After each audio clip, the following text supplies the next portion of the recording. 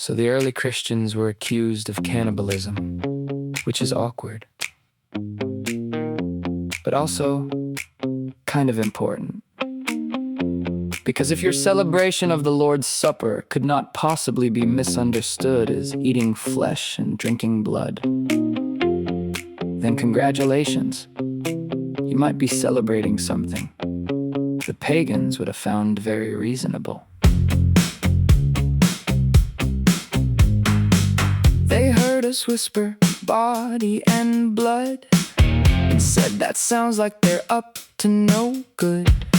Secret meetings, candles low, brothers, sisters, Rome said whoa. Rumors ran through Roman streets, they eat his flesh at hidden feasts.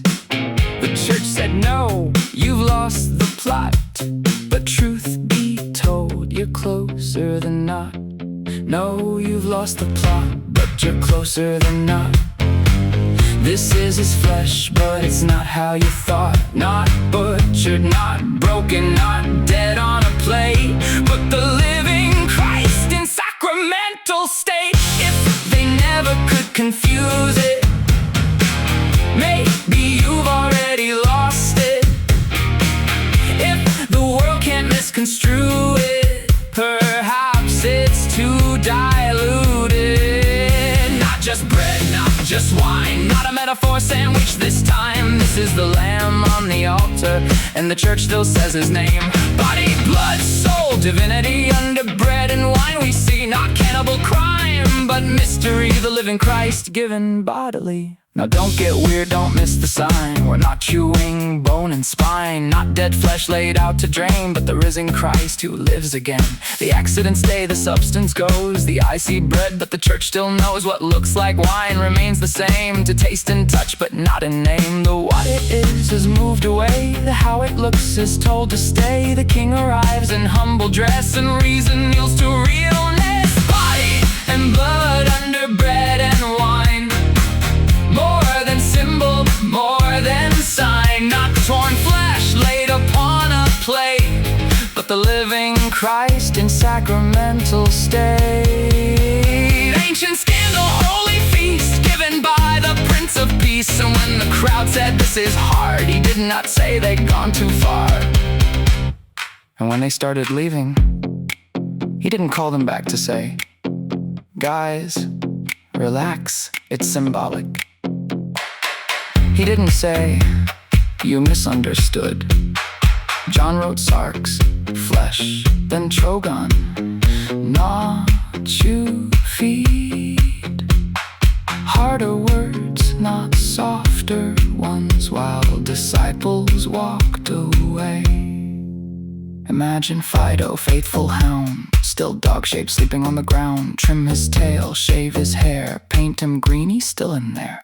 Change the look, the size, the part, still a dog with a doggish heart. But if poor Fido dies at night, something deeper changed by light. Same shape there upon the floor, with Fido isn't Fido anymore. Substance changed, though form may stay, that's the road the words will pay.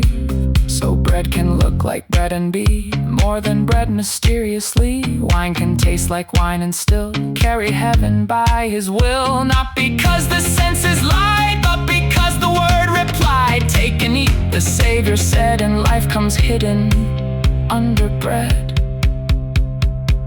Also, yes, they thought we were incestuous, because we called each other brother and sister. Great band name, by the way, Incestuous Cannibals. Opening for the apologists, Friday night at the catacombs.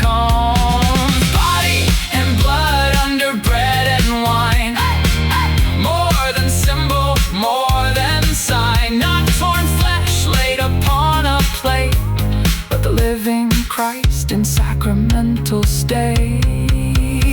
Ancient scandal, holy feast given by the Prince of Peace. And when the crowd said this is hard, he did not say they'd gone too far. You've lost the plot, but you're closer than not. This is his flesh, but it's not how you thought.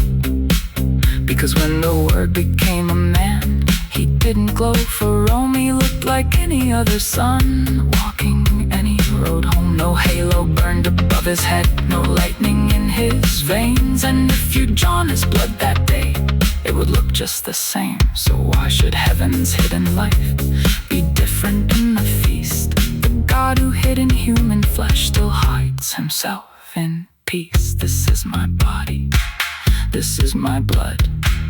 The world sees bread and wine, but faith is always recognized that God can hide inside the ordinary kind. The incarnation already happened. God is always hidden, glory inside ordinary.